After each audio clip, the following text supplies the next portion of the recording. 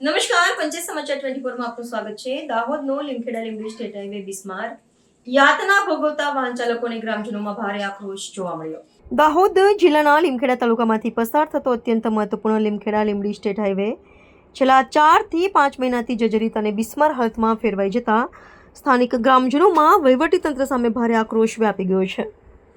ખાસ કરીને લીંબડી તાલુકાના થાળા ગામથી લઈને મુનાવાડી ચોકી ગામના સીમડા સુધીનો માર્ગ ધોવાણ અને મસમોટા ખાડાઓને કારણે અત્યંત જોખમી બની ગયો છે.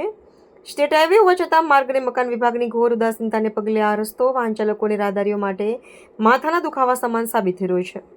આ માર્ગ કાલિયા, રાઈ, કરમાદી, જામરી, વડા પીપળા, કેળકુવા, માતાના પલ્લા, સિંગવડ અને રાધિકપુર સહિતના ડઝનબંધ ગામોના લોકો માટે તાલુકા મથક સાથે સંપર્કનું મુખ્ય માધ્યમ છે. રોજિંદા વહીવટી કાર્યો માટે તાલુકા પંચાયત કે મામલતદાર કચેરી જતા અરજદારો, સરકારી દવાખાને પહોંચતા દર્દીઓ તેમજ શાળા કોલેજે અપડાઉન કરતા સેંકડો વિદ્યાર્થીઓ સંપૂર્ણપણે આ જ માર્ગ પર નિર્ભર છે. પરંતુ રસ્તા પર પડેલા મસમોટા ગાબડા, ખાબોચી અને માર્ગની બંને બાજુએ ઉગી નીકળેલા ઝાડઝાખરાના સામ્રાજ્યને કારણે દૈનિક મુસાફરી કરતા લોકોની યાતનાઓમાં અનેક ગણો વધારો થયો છે. હાલ વરસાદી માહોલને કારણે બિસ્માર માર્ગ પર જીવલેણ અકસ્માત સર્જાવાની દહેશત વધુ ઘેરી બની છે. સાંકડા અને ખાડાવાળા રસ્તાના કારણે દ્વિચક્રી વાહનો સ્લીપ થવાના અને વાહનોને નુકસાન પહોંચવાના બનાવો રોજિંદી ઘટના બની ગયા છે.